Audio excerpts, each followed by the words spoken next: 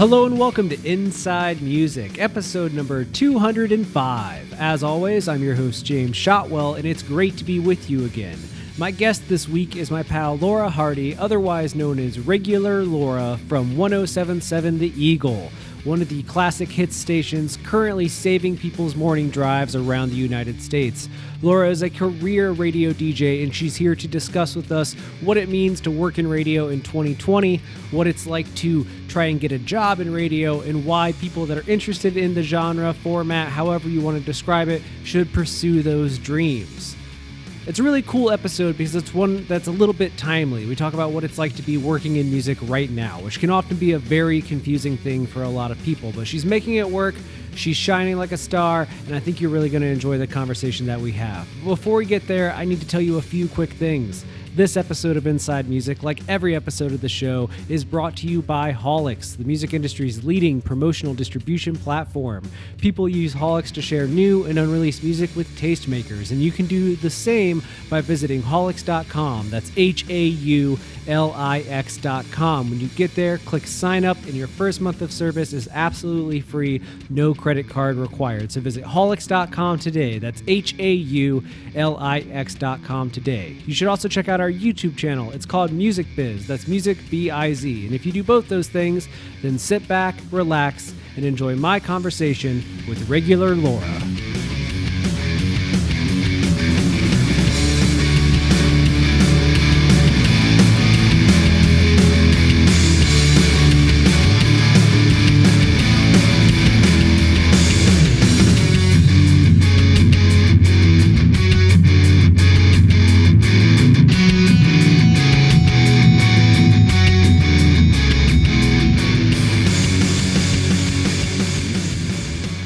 All right, how are things in Louisville today?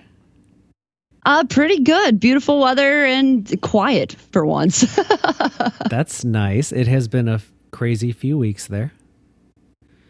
Absolutely. Very much so. And for once, it's not the Derby. We don't know how to deal with it. So,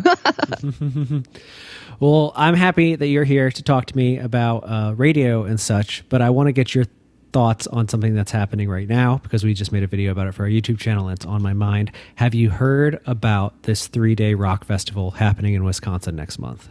yes, the herd immunity festival with like Static X and all that. Yes. I talked about that on the radio this morning, actually, and insane. Stupidest thing I think you could do. A band from Louisville is actually playing it, Thunderstruck. I know those dudes. I'm very surprised they're going to be there because they're generally pretty level-headed, nice, kind people. They come on my show all the time.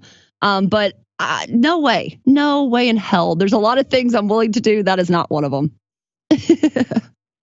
Yeah, I don't know that it's something I could personally put myself into. And that was kind of my point in the video. But at the same time, I do think that if they want to perform and there are people who want to buy tickets, then I think that they have a right to do it. You know, and if they're trying their best to try to keep it as remotely safe as being reckless as possible can be, I'm not your mom. I'm not going to tell you what to do with your life. But no, I just think this is just going to cause more problems and possibly be the reason we don't get to do things later, in my opinion. So I'm a little nervous about what this could mean down the line for concerts, because if this goes really badly, this might be the example for why we don't do this later when we may not have that, against us later. Yeah, I completely agree. That's my big concern. And I guess you could argue that it's not their right, because if they go to the event and they get sick and they make other people sick and so on and so forth. However, sure. I mean, it's tricky, right? This is what it all comes down to, is like, where do we draw the line between individual rights and the rights of the other people in your life? And I don't think herd immunity is a good idea. I think it's a terrible idea. I think this event is a terrible idea. However, yes. if everyone is there are a lot of things that I don't think are good ideas that consenting adults do all the time. So this is just one other example of a thing where I'm like, that's not for me, but if you want to go. My concern is people who don't have a choice, being like staffers for this event company who need the money, who can either not get paid or work this event and therefore have to potentially jeopardize their lives in order to pay their families. That's what I have a problem with. But again, if all those people are like, I'm into it, then, do it.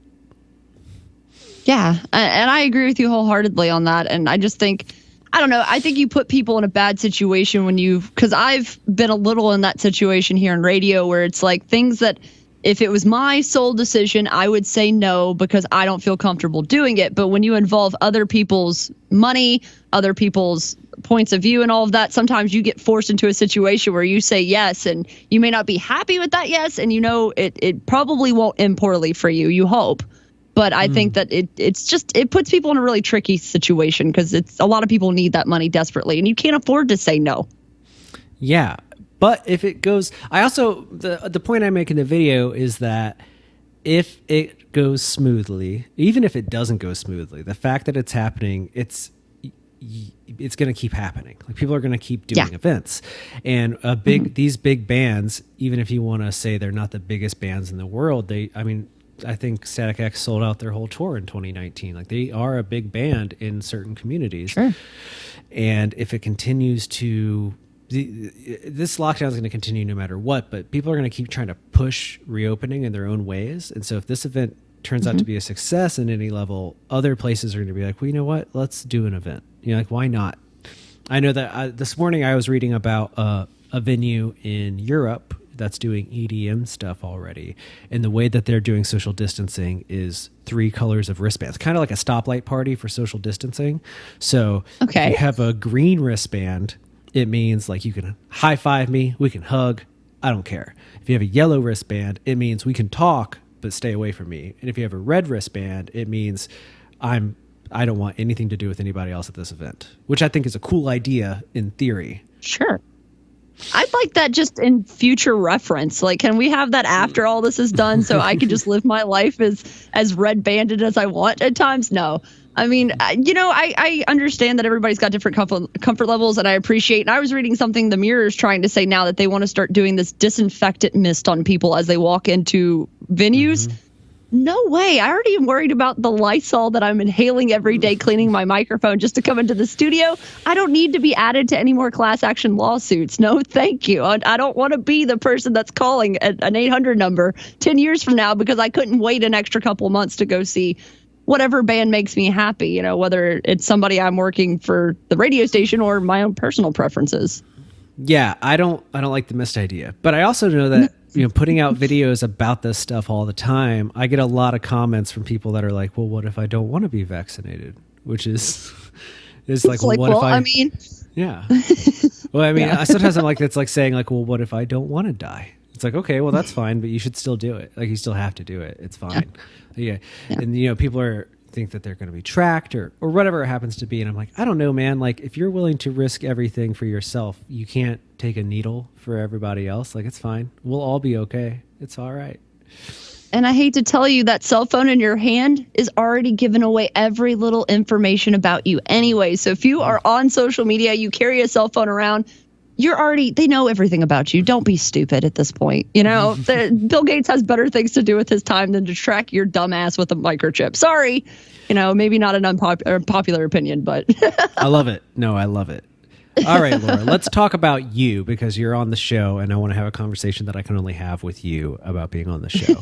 So you're a radio DJ, like a real one. Yeah. Yeah. That's what they pay me to do, at least. Yeah. By trade. It's my career profession. I purposely went into this for some reason. No. Yeah. You've been pursuing this for as long as I've known you, which is over a decade. So you are at this point a career DJ. Yes. I think I'm useless at anything else. Yeah. I don't think I could do a different job. And more importantly, you're a morning DJ, which is hard. Tell everyone what your day is like and when it starts.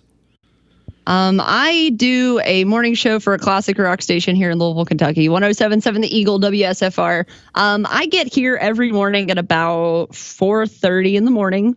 My show technically starts at 5, but a lot of the material in the first hour is stuff that I've reused from the day before that people may not hear. And I spend a lot of the time of the morning prepping and getting everything ready. And then I'm off air by 10. I do another radio show in Kansas on a modern rock station, middays out of town. And, honestly, throughout all of this, nothing in my world has technically changed other than the fact that I have nothing to talk about, nothing to give away, and there's no one else around me all the time. But my physical job itself is all the same right now. Well, that's great to hear. What is it like being a morning drive DJ that's my industry lingo for you, morning drive DJ. That's technically correct. For people in the age of coronavirus. Okay, so the answer my bosses probably want me to give you is it's great. I love it. I bring so much joy to people. Mm-hmm. My personal answer is it's really stressful right now. It's hard because you open up the news every day and everything is someone's dying, there's some sort of protest, murder hornets. Yeah. And so when you're in that sort of a situation, how do you spin that to make it happy? And in a situation like this, also, how do you not offend people when you try to make a joke? Because I fall into the comedy category. I'm not news. I'm not factual. I'm not necessarily going for being your serious, person that you listen to. But it's like, how do I make fun of things when nothing's funny right now? Or you're not allowed to laugh at certain things because people will get mad. Yeah, it must be a difficult balance between providing people with some insight and then also some levity.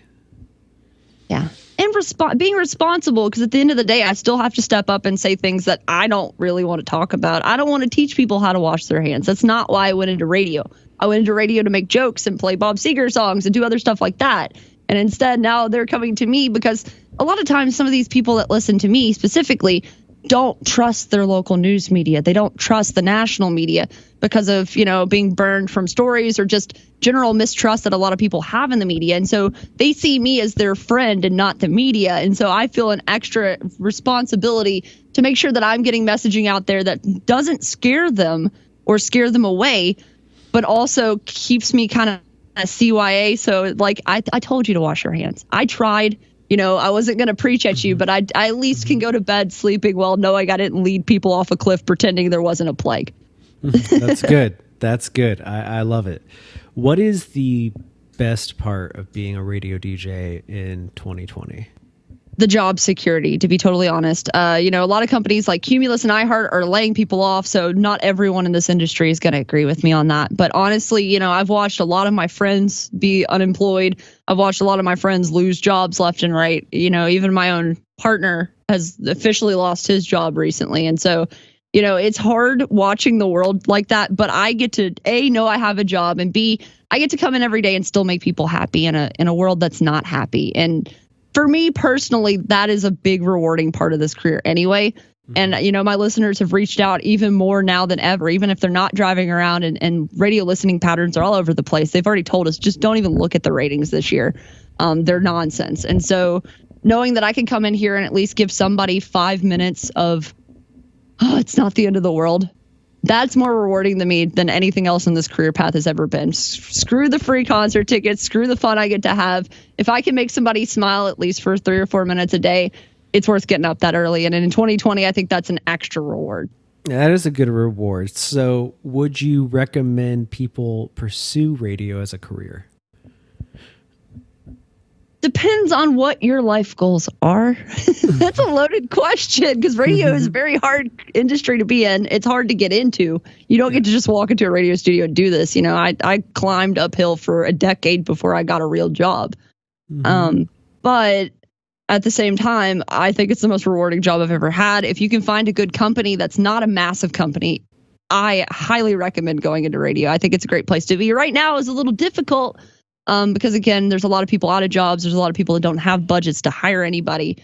But if you're willing to move around and you're willing to constantly evolve and change and have fun, yeah, I wouldn't do any other job on earth. Oh, okay. I think that's a good answer. Now, something that a lot of people talk about with radio is that it's out of touch or that it's not keeping up with changing trends in music consumption and like how we listen to things, how we discover things. Sure. What do you think the trick is this is going to be a big question, to keeping radio relevant or making it relevant to younger audiences moving forward?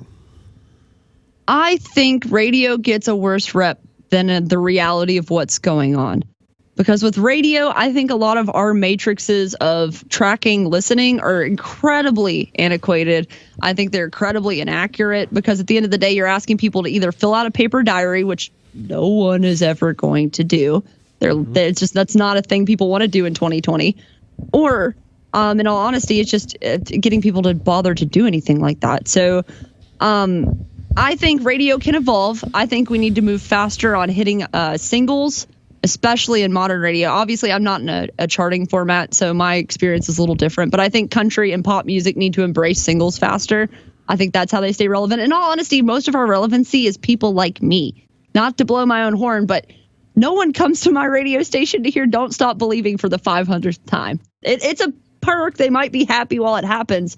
But I can tell you the people that are listening to me in the morning, 90% of them are there for me, and then they just deal with the rest of it around it. And that's a thing that radio doesn't embrace enough. I think we like to cut talent and pretend it's the music people are coming for. But when we aren't able to give you your own playlist, when we aren't able to do it all commercial free, when we aren't able to do that kind of stuff, I think that talent is what will keep us relevant. And I have more millennial and Zoomer listeners than you would even believe based on just call-in prizing.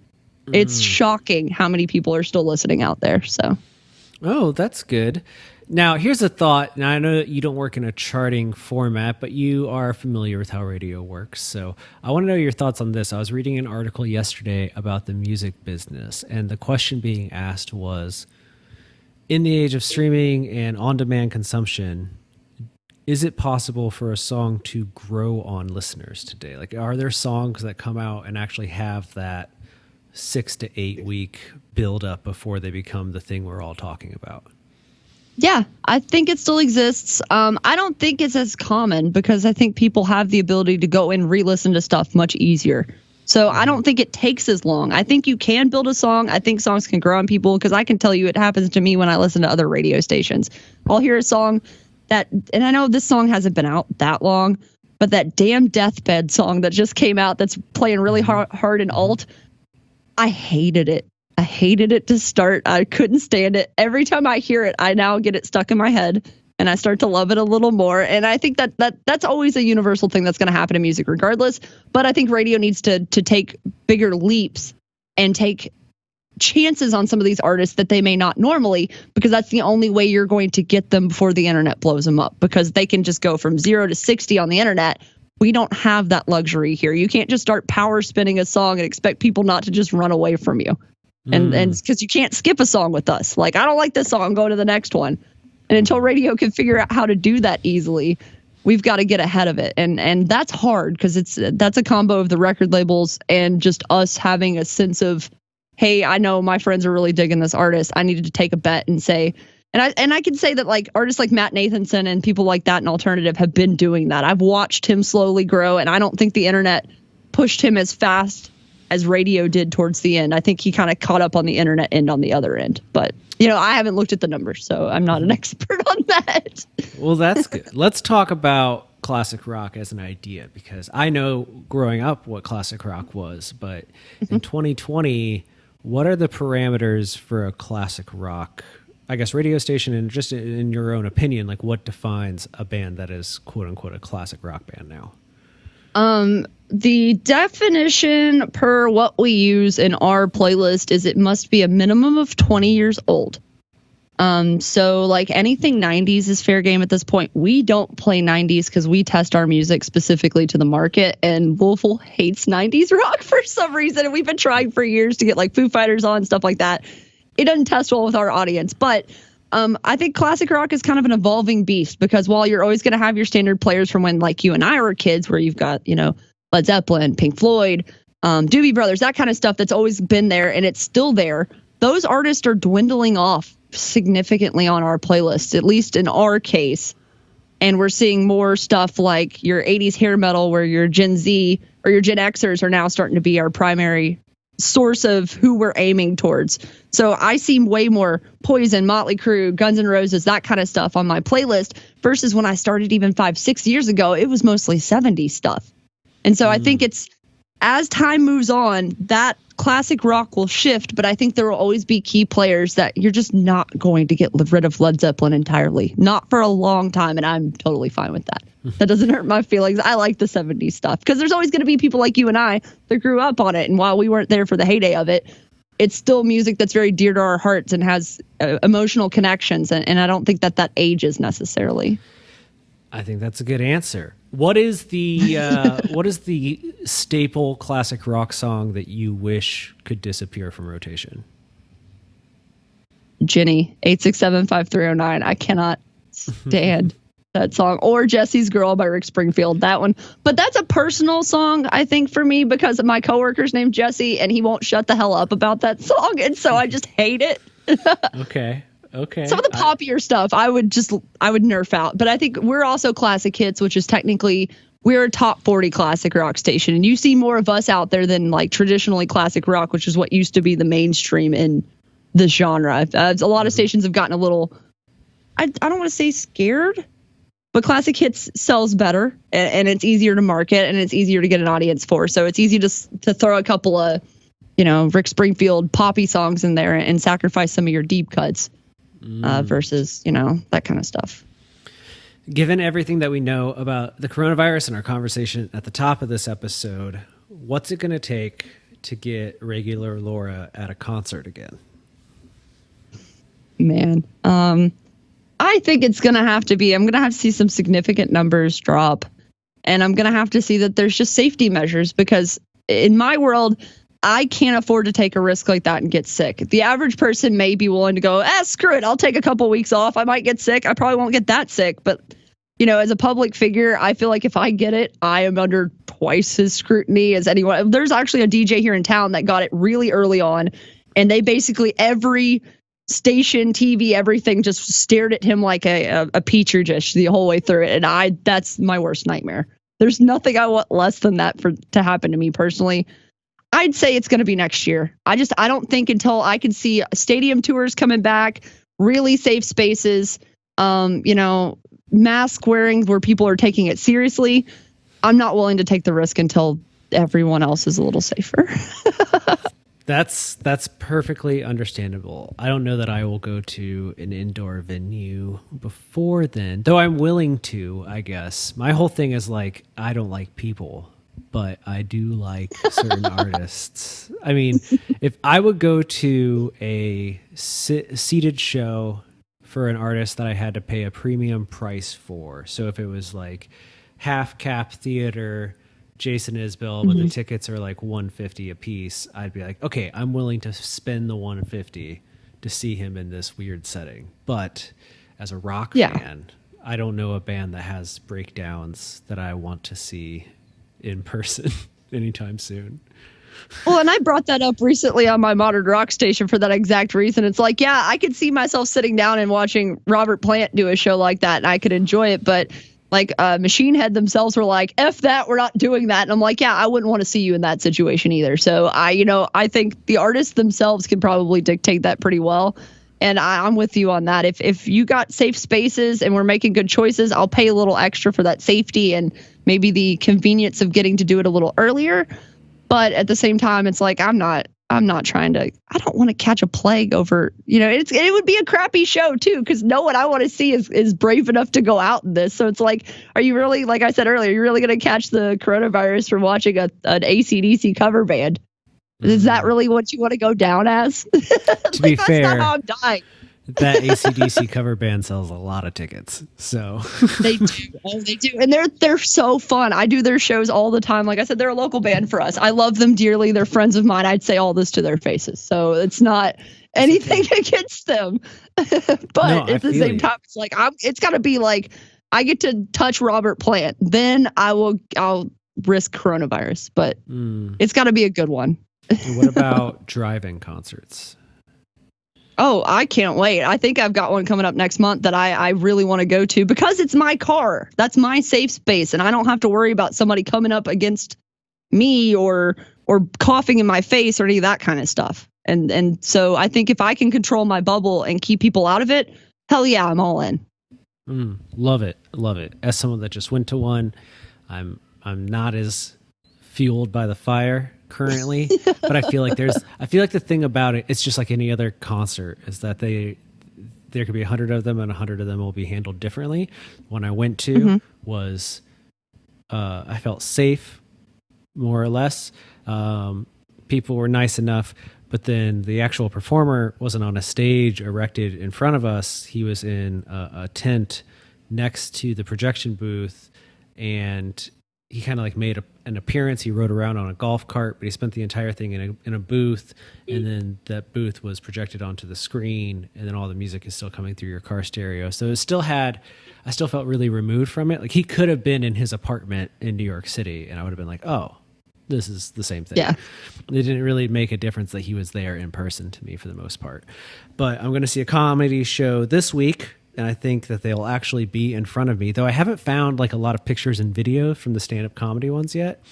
But I know that the one I'm going to it's 2 shows, early show, late show. I'm going to the early one. So it's going to have to happen before it gets dark outside. So I'm curious, like, he'll have to be on a stage in front of me in order for me to see him. Otherwise, again, sure, I'm just listening to the radio in a parking lot. Like, that's all. That's all I'm doing. And I don't know that it's worth and maybe that's an argument. Well, and maybe that's an argument for like people like Garth who are doing it differently, where they're just going to go in one venue and then all across the country, everybody gets to pull up and have their experience of it. And I can almost respect that a little more, although you don't get to still charge the same amount as if it was a live concert when you do that. That's where he made me mad with that one, because it's like, I don't mind the idea of seeing a live concert streamed somewhere locally. I'm just not paying you $150 to do it. Yeah. When I can watch it tomorrow online. His Facebook events have been great, and they bring out millions of people, which I guess justifies 50,000 tickets sold for his drive-in event. But it is strange. I don't know that definitely won't catch on, but I don't know that the live model will that well either, because I saw the Live Nation ones they just announced, because they're tiered. The closest to the stage, which is saying something because you're still in your car, is $350 for a car of 4 people, and then it's $250, $200, $150, and then like way off on the left or right side of the lot, there's also a $150 area. And I'll tell you from looking at the pre-sales before we hopped onto this, that the only section that sold out in pre-sales was the cheapest level, because I think people are like, I don't want to pay $350 to sit in my car 57 feet from Brad Paisley. Like, it's not worth it to me. Well, and the whole thing with Brad Paisley is it's kind of a drinking thing. So like when you put people in their cars there, you're making it real difficult to even enjoy it at the worst version of it, because it's like you don't want to encourage people drinking in their cars, because then you've got a whole drinking and driving thing. So a lot of these shows I know are trying to be alcohol free. But it's like, how do you go to a country show and not have a drink sometimes, especially with that audience? Now, maybe not me as much, but, I dare you to try to tell those guys that they can't tailgate and see how that goes for you. I mean, you get a tailgate spot with your ticket, because it goes car, 9 feet tailgate space, 9 feet of unusable space next car. So you get like 18 feet between you and the next car on either side of you. Which is cool, but they're giving you a dedicated space to grill and cook and drink. Like, it's inevitable that people are going to drink. And I know that the Indianapolis dates for this Live Nation event has Yacht Rock Review, which is like it's basically like the AC/DC tribute band, where it's like, this is people just buy a booze. That's why they go to this event. So I don't know how you monitor it and make it not result in just accidents and bad behavior and people sleeping in their parking space. Oh yeah, and I think exactly, and I think there's also a secondary problem of where you said that only the cheapest ones were sold out. It's also the fact that you don't have any money right now. I mean, how much of this country is unemployed? I'm in the state with the worst unemployment. I don't know people that can drop $350 on a single night event when you don't know when you're going to work again. Or if you're going to make the full amount of income if you are reduced hours, because there's a lot of companies, and they don't like to say this out loud. I know people who have been reduced to part-time hours so that their company can get some sort of grant money. So they are not allowed to apply for the unemployment, or they won't get their job, or won't get to keep their job. And then you got to go the other way around, where basically you just have to, stomach the fact that you're not making any money. And then how are you supposed to spend any out of it? I don't know. I don't see how they thought that was going to work out. Me either. But we're almost out of time, so let me ask you this before I let you go. For people that want to get into radio beyond, maybe studying broadcasting or something along those lines, what is the cheat code to doing well in radio? I'll give you 2 cheat codes. The first one is being relentless, because you're not only not going to get where you want to get to start, you're going to have a crappy shift. You're not going to get paid well. It's going to be very thankless. You're going to be worn out. You're going to work terrible hours. That's part of the game. It doesn't matter how you come in, whether you walk in with a GED or a degree from a university that has a respected broadcasting school, you're going to get the same treatment either way. So I'd almost say skip the broadcasting school if you can get some small town experience instead. However, on top of that, I think it's also the reality of you've got to have a good attitude and you've got to be a people person. Because while there's technical skills and the ability to do this job, a lot of it's about people liking you. I get to keep my job and I get to be here because my bosses like me, not because I was the most qualified person for the position at the time. They applied other people around me and then basically told me, well, we're just going to stick with you because you're the easiest option. So I think it's having a good attitude and being relentless are the only things you really need, other than good content and the ability to start. So it's just, don't give up. Be willing to fall on your face 14 times and be fired 16 more, because that's the only way you're going to get anywhere in this business. But it's so rewarding and so worth it once you do get where you want to be. That's good. That's a strong answer. I really appreciate you taking the time to talk today. Yeah, absolutely. Anytime. And stay safe up there. And we'll keep making music and trying to keep people happy as much as we can over here, too. So.